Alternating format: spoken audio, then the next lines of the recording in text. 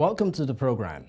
Zimbabwean opposition politician Tapfumani Masaya of the Citizens Coalition for Change party was found dead. Now, third incident denounced in weeks by largest opposition party, which accuses the ruling ZANU-PF party of conducting campaign of intimidating its supporters.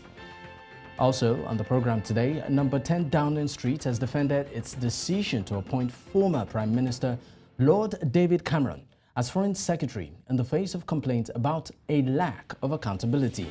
Cameron, as a peer, will not speak in the House of Commons. Thank you for joining in today. This is The Conversation. I am Dapo Adegboye. Stay with us.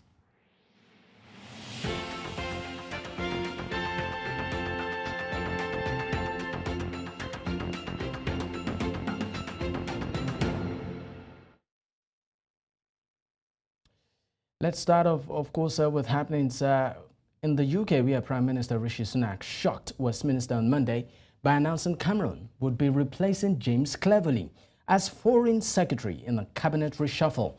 Now, Cleverly replaced Suella Braverman, who Sunak sacked as Home Secretary. Because Cameron is no longer a sitting MP, the ex-Prime Minister and Tory party leader has been given a peerage to enable him to sit in the House of Lords and serve in the cabinet. Also, UK's new Home Secretary James Cleverly appeared to suggest the UK will not leave the European Convention on Human Rights after the Supreme Court ruled the Rwandan policy is unlawful. The new Home Secretary said new proposals would not be put forward to manufacture an unnecessary row for political gains during a common statement after Prime Minister Rishi Sunak's questions. And of course, joining me on the program at this hour, of course, to shed more light on this and make sense of all of this is Collins Nweke, Global Affairs Analyst from Brussels, Belgium. Thank you so much for your time, Collins. Thank you, Dapo. Thank you for having me. All right, interesting times, you'd say, in the UK. I mean, a shock to many, across the world too. I mean, what's your reaction, firsthand on the appointment of James Cameron, a former Prime Minister of the UK, as the new Foreign Secretary? Well, because you asked, I have to be honest about it. I mean, my immediate reaction was, you can't be serious. David Cameron? Anyway, I mean, such reactions are probably, human. And then, you begin to relativate and weigh both sides of the coin and then begin to see either the sense of it or the nonsense of it. On both sides, I believe there are quite some points to be made. So, in terms of the appointment, I think the most nagging issue is the fact that David Cameron, now Lord Cameron, is not an MP, he's not a member of Parliament, so he does not have a seat in the House of Commons, which means that he will not be physically present in the House of Commons, which is the equivalent of their House of Representatives, to be able to field in questions from, fellow elected, members of Parliament on the portfolios that he's handling. That is the major issue. Now, on that particular issue, I think it's important to underline that he is not setting a precedent, or Rishi Sunak, the Prime Minister, is not setting a precedent by, appointing a peer, somebody in the House of Lords to, be a cabinet minister, and from that, position, actually doing his job as minister. There have been, similar appointments in the past, but I believe that those who have some stones to pick on the appointment of Lord Cameron is actually the fact that they appear to be saying that the world is going through quite some turmoil, internationally, a lot of things to deal with: the Hamas-Israeli war, the war in Ukraine, and a number of foreign policy issues, and that they need to have a foreign secretary who has a seat in the House of Commons so that they can scrutinize him properly. That is the crux of the matter. Now, let's talk about Suella Braverman has sacking. I mean, this has continued to generate reactions. Some said probably because she has some hardline opinions that maybe did conflict with the stand of the Prime Minister. What do you make of this? Well, what I make of this is that Suella herself, Braverman, actually is conscious of the consequences of taking unilateral action. Unilateral action in terms of actually going off the rail, not sticking to the government points, the government communication lines in his reaction towards Israel, in the Hamas-Israeli imbroglio. And I believe that, that was something he felt very, very strongly about, breaking with the government. But when you do that, of course, you can expect some consequences. So the consequence is indeed that she was relieved of her duty. Now, another interesting curve in that regard is the fact that Mr. Cleverly, short of actually yanking him off the cabinet, he was actually demoted.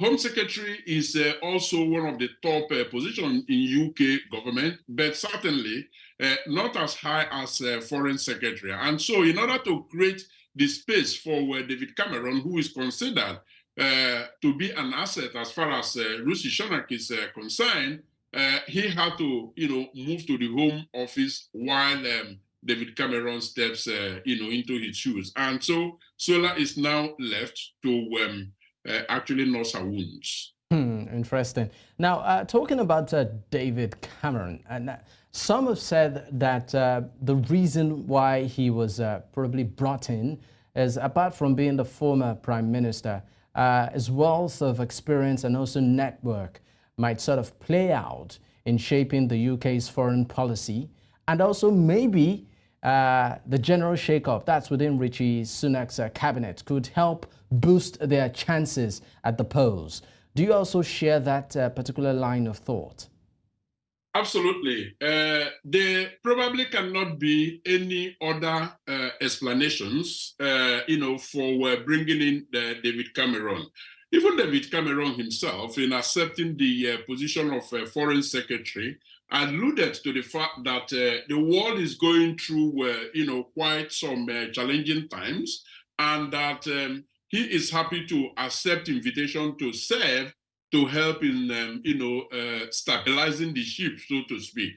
But we also know that Rishi Sunak, is really struggling in the polls. The elections is around the corner. And, every day it is becoming clearer that they are, losing favor with the British people while the Labour Party continues to rise, to the point that if an election were to be held today, Rishi Sunak would lose his job. And so he felt the need, the exigency to do something dramatic. And so one of the ways he thought he could begin to turn his fortune around is to bring a very well-liked, British politician who had been prime minister. Will you say he's really well-liked? That's talking about Cameron, because some have also brought to the fore issues around, his leadership as prime minister, talking about accountability and some other, well, I call it policy-related issues. Will you say is widely accepted like that in the UK? He couldn't possibly be a prime minister that everybody likes. And I don't know if any such prime minister exists in any of the major democracies. But, on a balance, I believe that he still enjoys quite a lot of, likability. Brexit, the circumstances upon which he left government, what controversial, but there are still people who actually hail him for doing what he did in terms of his integrity, standing up for what he believes in, but also taking responsibility, for his actions. So those are tenets, those are character traits that are very difficult to find in politics these days. So the ARC conservatives actually do have a bit of stones to grind with him, but I believe that he still enjoys massive support, and that goodwill, that political capital, is what Rishi Sunak has actually targeted by bringing him into government to help to turn his fortunes around. Now let's talk about briefly the posture this particular move by Rishi Sunak actually gives the world, the kind of impression. Now, a former prime minister coming back to serve under another prime minister. It's like having a president coming to serve under another president. What does this say, or what impression does this give to the international community concerning the UK politics? I will look at it from two perspectives. The perspective of the UK aligning with, their American counterparts, where the brand of politics is different from the rest of the continental Europe. Now, what has happened in the UK is something that happens, pretty often in a number of European countries. Take Belgium, where I am, for instance, where a former prime minister or cabinet, a member of, the cabinet can actually become a mayor of, a city. That is, one would call that a demotion, but for them, it is, a call to service, okay? Now, the UK is configured differently. Now, having said that by way of broad,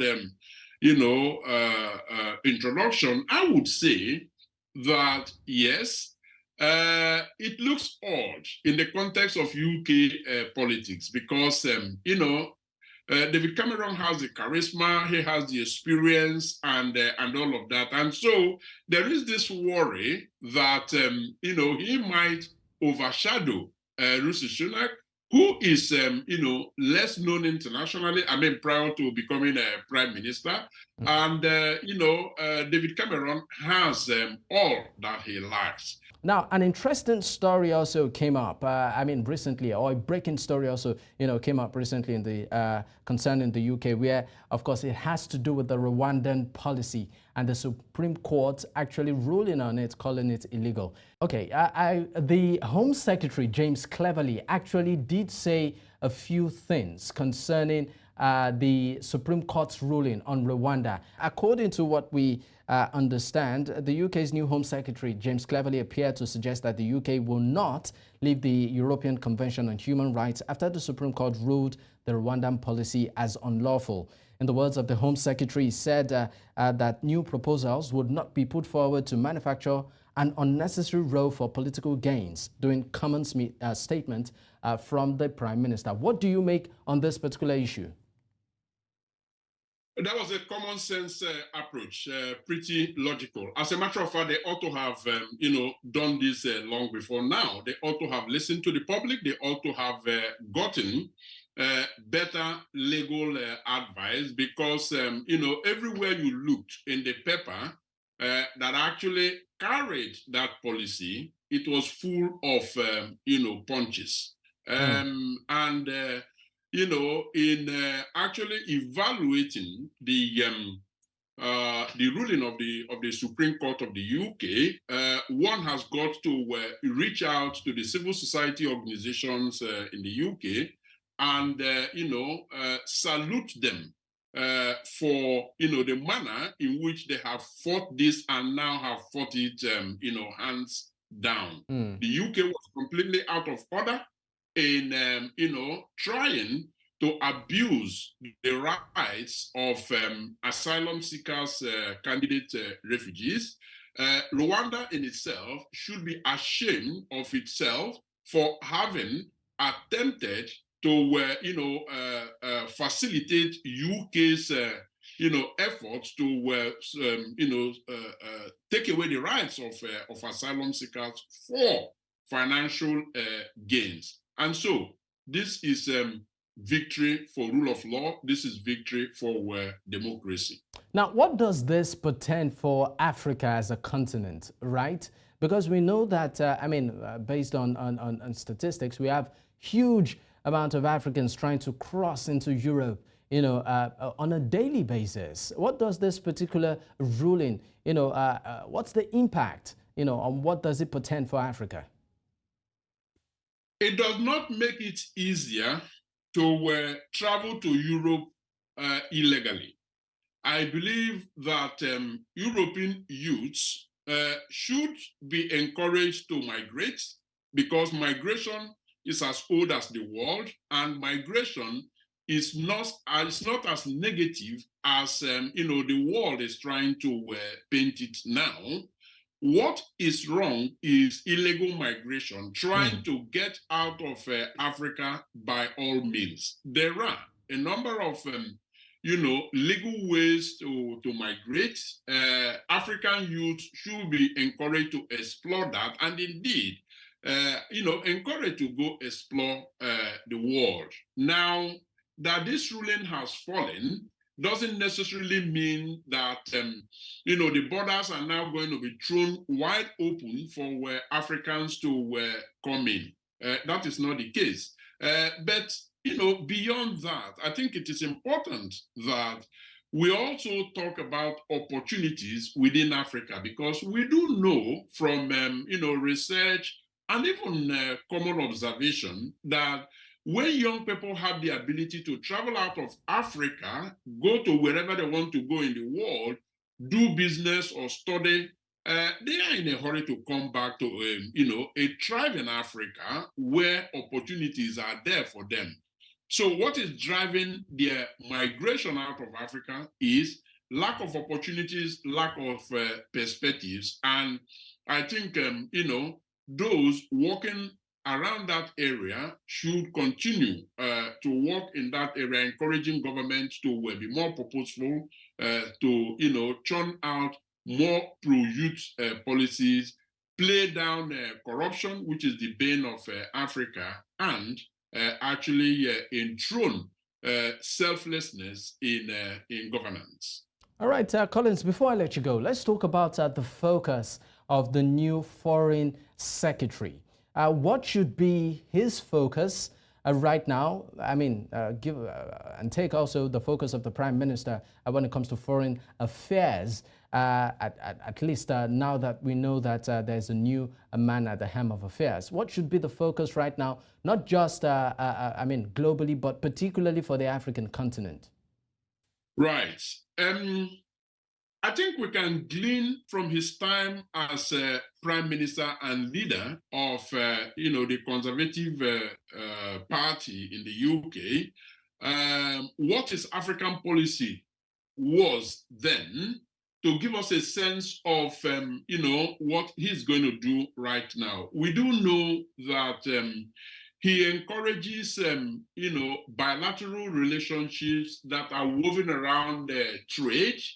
We do know as well that he supported very, very strongly the United Nations target of 0.7% of national income that goes into, development aids. Now, we also know that the war that we are facing now is de-emphasizing aid and emphasizing more of trade.